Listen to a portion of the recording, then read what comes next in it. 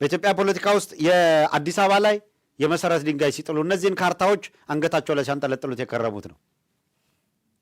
ይሄ ካርታ ይፋ የተደረገ ካርታ ነው።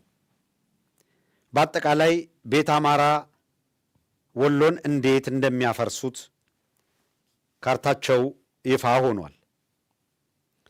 ከላይ የምታዩት የመጀመሪያዋ ከላይ ራያ ማይጨው፣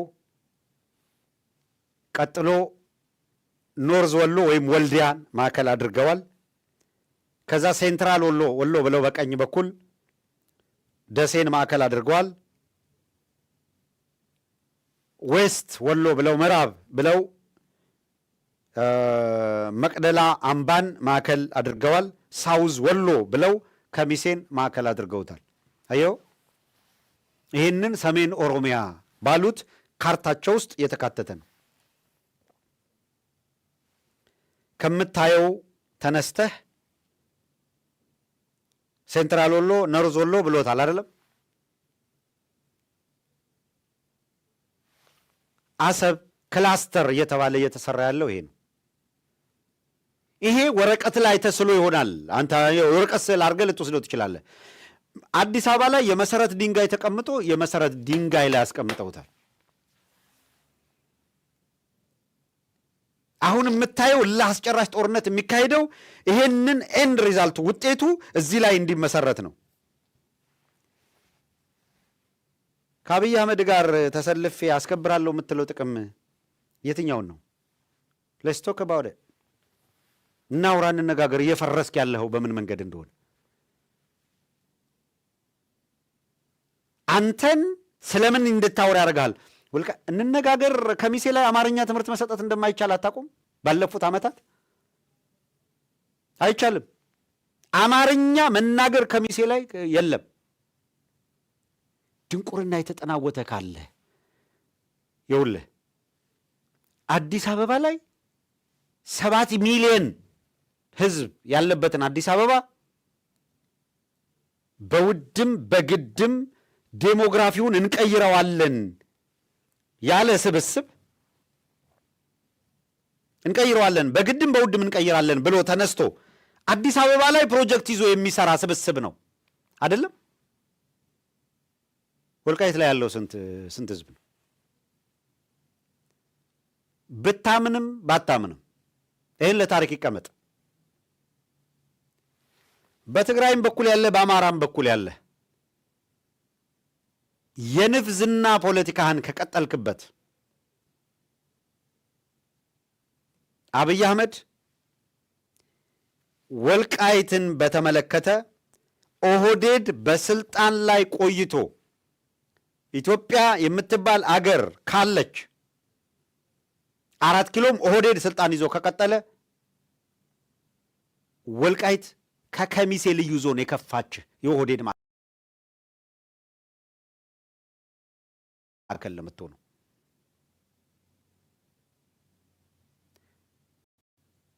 ተነጥሎ ምናምን ምለብ ለርሳው የተነጠለ ምናምን የሚባል የለም። እንዴት እንደሚያገናኘው ታየዋለህ። 7 ሚሊዮን ህዝብ ያለበትን እቀይራለሁ ያለ ዴሞግራፊ አይቀይርም ብለህ አስበህ ከሆነ የምርጫ ክልሉን በፌዴራል ስራ አድርጌዋለሁ ሲል ሳሊቬት አድርገህ መግለጫ አውጥተሃል አይደል? አስተዳደሩም በፌዴራል ይሆናል። ለማየት ያብቃ።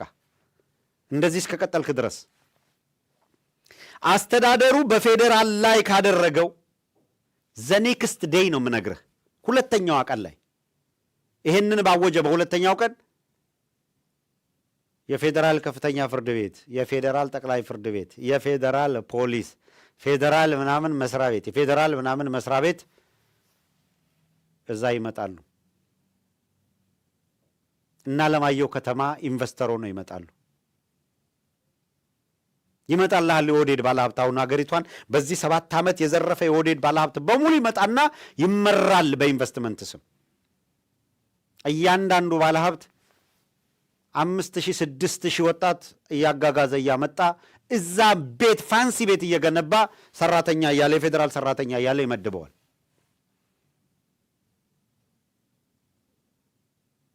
አዲስ አበባ ይሄንን ሲያደርግ የደረሰበት ነገር አለ፣ አይተውታል። ይኸውልህ ካፒታል ሲቲ ነቅቷል የሚባል ፖለቲካሊ የነቃ የሚባለው ህዝብ መካከል ይሄን አድርጎ እዛ ይሄንን የማድረግ ይከብደዋል ካል ቁጭ ብለህ ጠብቀው። ይኸውልህ ወድቀህ ጠብቀህ ደጋግሜ ብየዋለሁ። ወድቀህ ጠብቀህ ደረሱብኝ ብለህ ለቅሶ የለም። ክሌም ያደረጉት መቀሌን ጭምር ነው። ክሌም ያደረጉት አዲግራትን ነው። ይሄን የሚተባበራቸው ያገኛሉ ወይ? ይሄንን የሚሰራ ያገኛሉ ወይ? ጠብቅ እንዴት እንደሚያገኙ።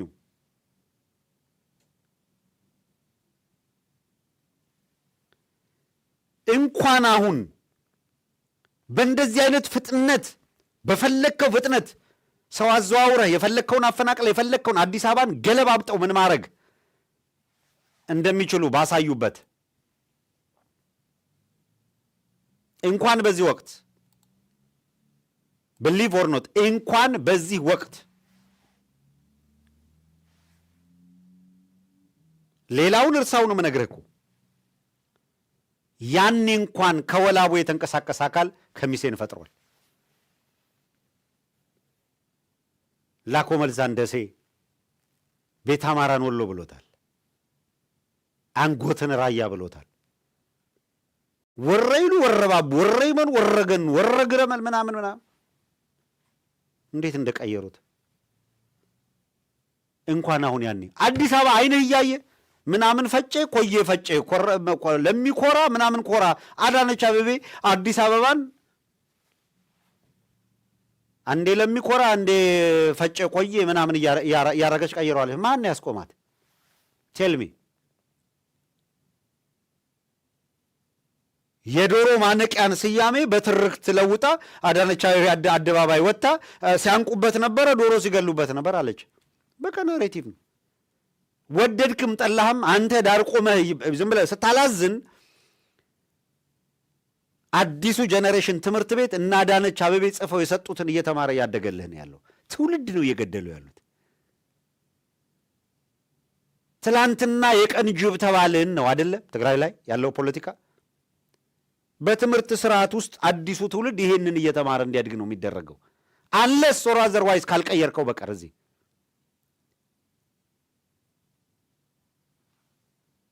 በተከልከው የትምህርት ስርዓት እንዴት እየተናድክ እንደሆነ ይው ስብሰባ ጠርተህ ሰልፍ ጠርተህ እንደዚህ ሊጠፋ የተቃረበ መከራውን ፍዳውን የሚያይ ህዝብ ይዘህ እንዴት ወደ ማዕከል እናመጣዋለን እንዴት አንድ እናደርገዋለን በማለት ፋንታ ይኸውልህ የስዩም መስፍን ምንድን ነው የዚህ አልጀርስ ስምምነት ላይ እንደምታስታውሱት ኢትዮጵያ የሚጠቅም ውሳኔ አልተወሰነም አይደለም። በአልጀርስ ስምምነት ሉዝ ነው ያደረገችው። እነ ስዩም መስፍን መጥተው ደስ ይበላችሁ ተፈረደልን ብለው ካስባሉ በኋላ የአልጀርሱ ስምምነት እውነታው ሲታወቅ አይ በአፈጻጸም ይዘነዋል ብለው ኖ ፒስ ኖ ዋር በሚል ፖሊሲ ወታደር አቁመው ነው ድንበሩ ሲጠብቁ የኖሩት አይደል። ከኤርትራ ጋር ዘላለማዊ ጥላቻን ነው ያተረፍነው። ያን ጊዜ ፋክቱን መናገር ያስፈልግ ነበር። ተመሳሳይ ነው። የፕሪቶሪያ ስምምነት ብሊቭ ኦር ኖት ተመሳሳይ ነው። ስቲል አሸንፈናል እያሉ እየጮሁ ነው ያሉት። የፕሪቶሪያ ስምምነት ትርፉ ጦርነት በዛን ወቅት መቆሙ ብቻ ነው።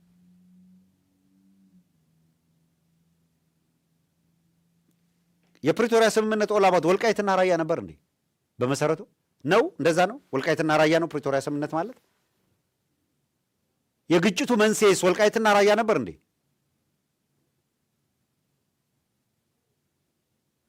አብይ አህመድ ሉዓላዊነታችንን ደፈረ፣ መብታችንን ምናምን አደረገ ምናምን የሚል ነበር አይደል እንዴ? ከዛ የዘር ማጥፋት ወንጀል ፈጸመ ነው። የትግራይን ህዝብ ወደ አደባባይ አምጥተህ የዘር ማጥፋት ወንጀል የፈጸመብህ ኃይል ሌላ የዘር ማጥፋት ወንጀል ሊፈጽም ተዘጋጅቷል ብለህ ዓለም እንዲያይ ማድረግ ሲኖርብህ የሰሊጥ ጥያቄ አቅርቦ እንዲገባ ወደ ቤት ማድረግ ምንድን ነው የሚጠቅመው? ምን አይነት ፖለቲካ ነው ይሄ? ምንድን ነው የሚጠቅማችሁ?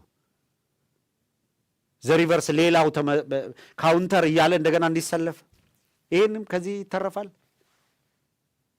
አዶ ነው የሚሰማ ጆሮ ያላችሁ አይመስለኝም። የሚሰሙ ከሆነ ግን አትሊስት እንዲህ ያለውን በጣም ውዳቂ ፖለቲካ ሊጫወቱት ባይሞክሩ ነው የሚሻለው። በውጩ ሞቢላይዝ እናደርጋለን የሚል አቋም አላቸው። በነገራችን ላይ በውጭም በተመሳሳይ ውስጥ የተሰራው ስህተት የሚቀጥል ከሆነ ትረስትሚ በዚህኛው ሳምንት ዲሲ ላይ የምጠራው ሰልፍ ወልቃይትና ራያን ክሌም የሚያደርግ ከሆነ በቀጣዩ ሳምንት አማራው ካውንተር ሰልፍ ያደርጋል። የምትፈልገው ይህን ከሆነ ትቧካለህ።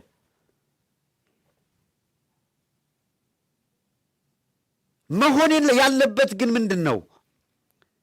ዓለም እንዲደንቀው የትግራይም የአማራም ተወላጅ በጋራ የሚቆምበት ነገር የምታመጣው ምን ብታረግ ነው? አብይ አህመድ እያፋጀን ነው፣ አንጋደልም፣ በሁሉም ሳይድ የተፈናቀሉ ወደ ቀያቸው ይመለሳሉ፣ በቀጠናው ላይ ጦርነት አይኖርም፣ የኦህዴድ ስርዓት በቃን ወደሚሉ ሰደው የትግራይና የአማራ ህዝብ በነባር ባህል የሚተሳሰርበት ሁኔታ ይፈጠር፣ ያለፈውን ትቶ ወደፊት እንዳይጋደል ይሁን የሚል በ1960ዎቹ የያዛችሁትን ስሁት ትርክት የሚያርም አዲስ ሙቭመንት፣ አዲስ እንቅስቃሴ፣ አዲስ አስተሳሰብ ይዛችሁ ነው።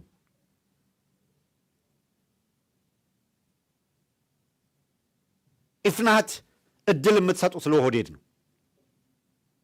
ባይዘዌ የትግራይና የአማራ ህዝብ ራሽናል በሆነ መንገድ በወልቃይትና በራያ ዘላቂ ሰላም እስኪመጣ ድረስ ሁሉም ወጥ ጥያቄ ማቅረብ የሚችለው አሁን ባለበት ሁኔታ አንድ ምርጫ ወልቃይትና ራያ ላይ አይደለም፣ በመላ አገሪቱ ውስጥ ምርጫን ለማድረግ የሚያስችል ሁኔታ አለ ወይ ነው ጥያቄው። አሁን ዘኢንታየር ትግራይ ላይ ሳይደረግ ወልቃይትና ራያ ላይ ምርጫ ይደረጋል? የትኛው የአማራ ግዛት ላይ ነው አሁን አብይ አህመድ ምርጫ የሚያደርገው? ባህር ዳር እኮ ትንፋሽ አጥሯታል። ትናንት አቅርበነዋል። ጣና የባህር ዳር አንገቶቿ በሙሉ አሁን ነፃ እየወጡ በአማራ ትግል መሪዎቹ ቁጥጥር ስር ናቸው። አፋብን እነዚህን እየሰራ ነው።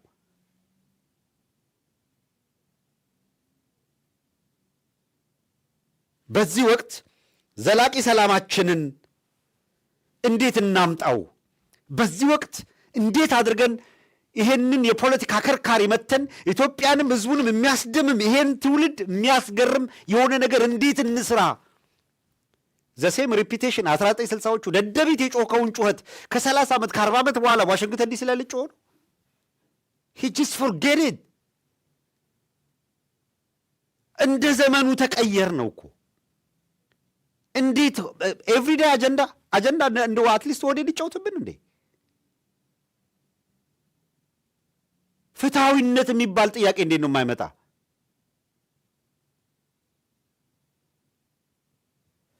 ጠለምትን ጸለምት፣ አሁን ደግሞ ጸለምቲ፣ ሶስተኛ ቲም ጨምርበት። ስም በመቀየር የሚመጣ ነገር የለም። ጠለምት በለው፣ ጸለምት በለው፣ ጸለምቲ በለው፣ ምናምንቲ በለው፣ የፈለግከውን በለው። ግሪንቲ እንዳትሉት ትንሽ ቆይታችሁ እንዴ! ምን እንደዚህ አይነት አትሊስት ከዚያ ዙሪት መውጣት እኮ ያስፈልጋል። ፖለቲካል ኬሚስትሪው የተበላሸ ነው። በቃ መቀየር አለበት።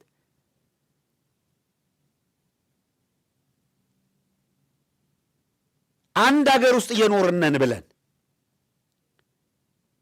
እኛ በደማችን ያመጣነው ህገ መንግስት ነው የምትሉት፣ እኛ እየደማንበት ነው። ለአርሲ ዛሬ ተገለናል።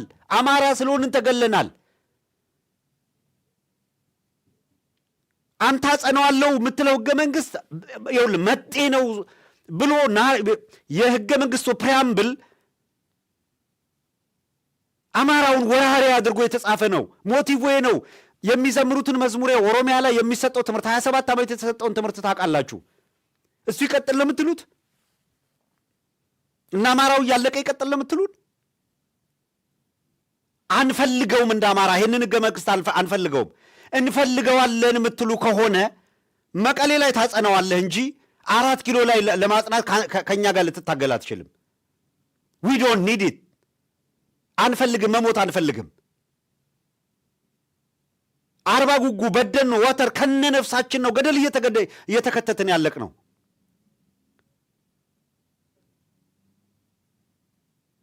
ምን ስለሚል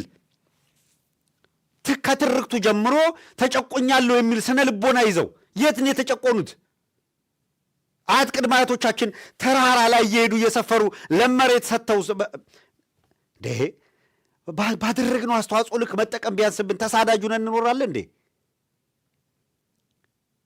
የፌዴራሊዝም ስርዓቱ በደማችን ያመጣ ነው፣ እኛ ደግሞ እያለቅንበት ነው። መተከል የሚባል ቆርጣችሁ ቤኒሻንጉል የሚባል ክልል ስትሰሩ የጎጃምን ወገብ ቆርጣችኋል። እዛ ያለ አማራ ከነመሬቱ ቤኒሻንጉል እንዲሆን አደረጋችሁት። እስቲ ፍትሃዊ ነገር አንሱ የትግራይ ተወላጆች።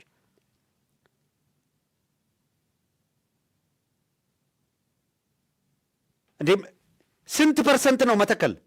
1/3 ወይም 2/3 ከጎጃም አለ የሚባለው ቤዚክ ሪሶርስ ያለበት ለም የሆነው መሬት ተመርጦ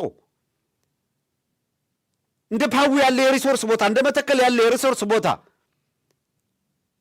ከነ ህዝቡ ተቆርጦ ቤኒሻንጉል የሚባል ክልል ሰራችሁ። አትሊስት ቤኒሻንጉል ክልልን ስትሰሩ ቤኒሻንጉል የሚባል ክልል ከጉሙዙ ቀጥሎ ከፍተኛ ቁጥር ያለው አማራው ነው። መሬቱን ከነ ህዝቡ ቤኒሻንጉል ብላችሁ ስለሰየማችሁት በቤኒሻንጉል ክልል ላይ ባለቤትነት የጉሙዙም ነው፣ የበርታም ነው፣ የሽናሻም ነው፣ የማኦም ነው፣ የኮሞም ነው፣ የአማራም ነው ብትሉት አንድ ነገር ነው። አማራውን ነጥላችሁ ስታበቁ በዛች ክልል ላይ ሁለተኛ ብዛት ያለውን ህዝብ የሀገሩ ባለቤት አይደለም የሚል ህገ መንግስት እንዲጻፍ አደረጋችሁ እና እየሞታችሁ ቀጥሉ ነው የምትሉን? እንትን ስለ ፍትሃዊ ትግል የምታወሩት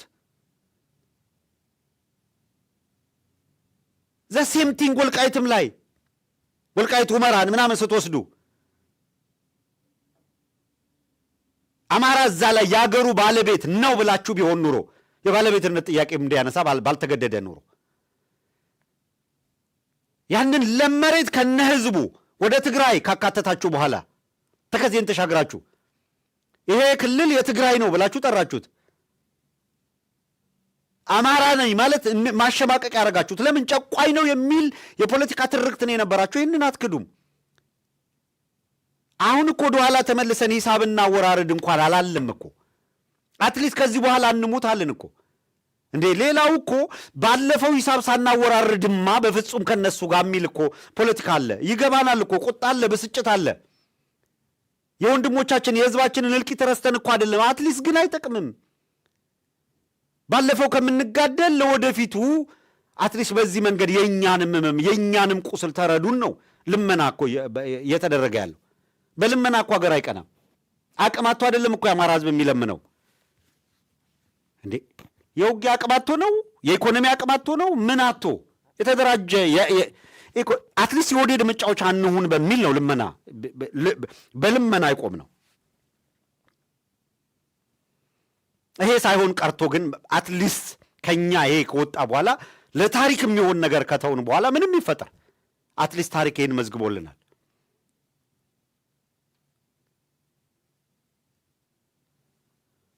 እና በፍጹም ልክ ያልሆነ ነገር ባይደረግ እንደዚህ አይነት ቅስቀሳ እንደዚህ አይነት ምናምን በፍጹም በጭራሽ ለትግራይ ህዝብ የሚጠቅመው አይደለም እያደረጋችሁ ያላችሁት ነገር።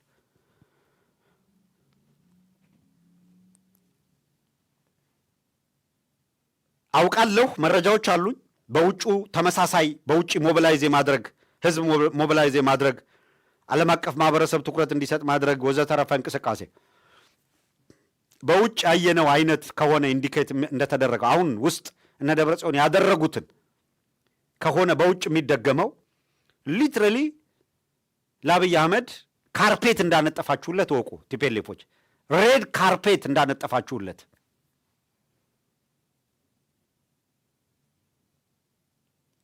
ወጣችሁ ሰልፍ ስታረጉ ከደደቢት የተፈናቀለ ብላችኋል? ዛላምበሳ ላይ እንትን አለ ሰራዊት አለ ብላችኋል? አላላችሁ?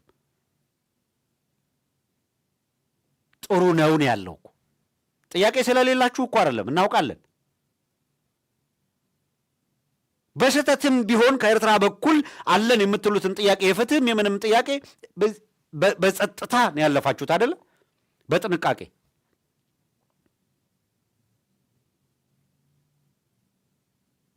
ያንን በጥንቃቄ ያለፋችሁበትን መንገድ የፖለቲካ ብስለት ካለው በዚህ በኩል የመጣችሁበትን እንጭጭነት ደግሞ የፖለቲካ እንጭጭነታችሁ ማሳያ ነው እያልናችሁ ነው ያለን።